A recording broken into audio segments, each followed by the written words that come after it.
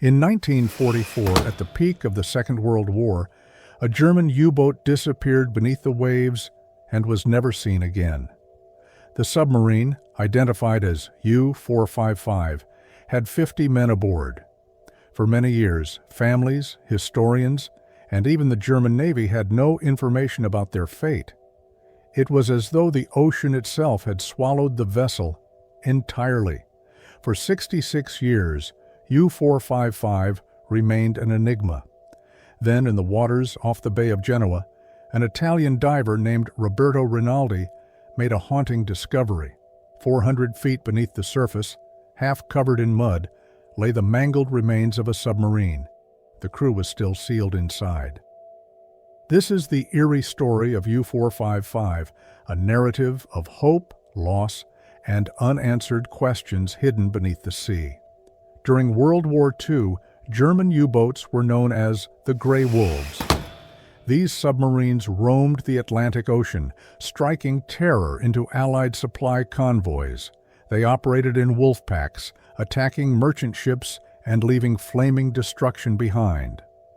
Nazi propaganda hailed these submarines as emblems of strength and invulnerability.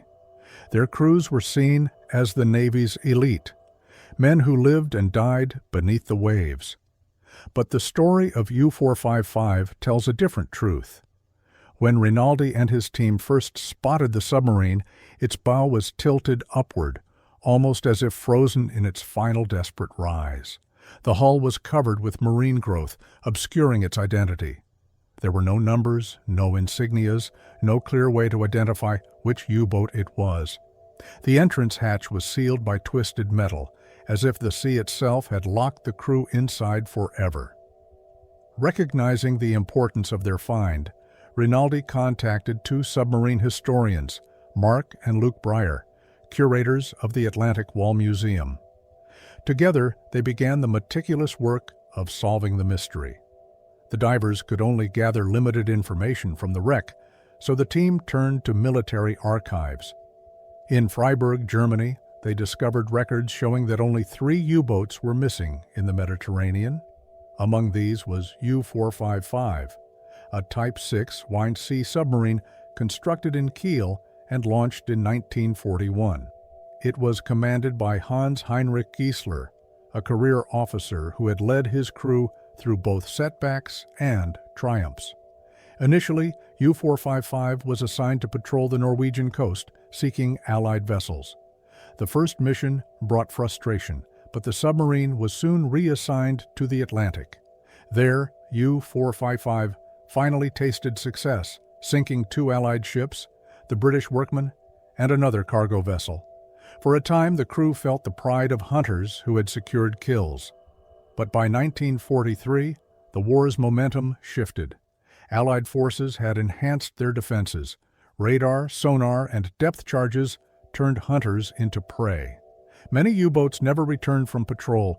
In January 1944, U-455 received new orders: enter the Mediterranean and interrupt Allied shipping. But to do so, it had to cross the Strait of Gibraltar, one of the most heavily guarded waterways worldwide. Waiting for nightfall, the submarine submerged and used the ocean's strong currents to slip through the narrow channel. For 40 grueling hours it crept forward, avoiding patrols and minefields.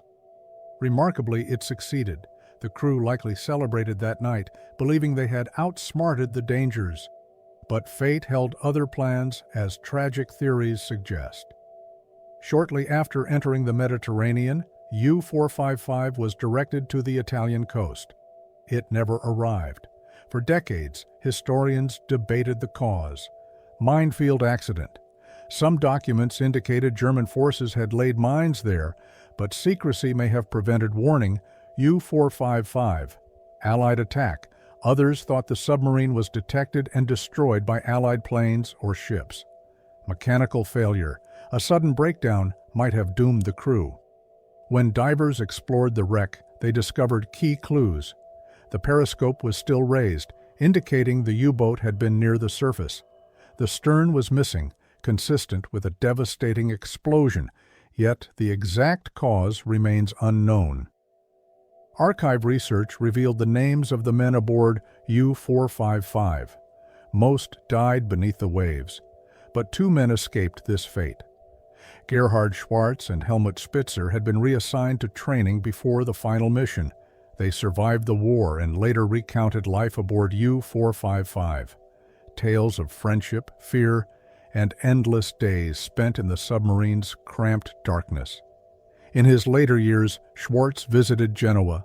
Standing at the shore, he honored the 50 comrades who never returned. For him, the wreck was not just metal and rivets. It was a tomb. The discovery of U-455 was about more than identifying a lost submarine.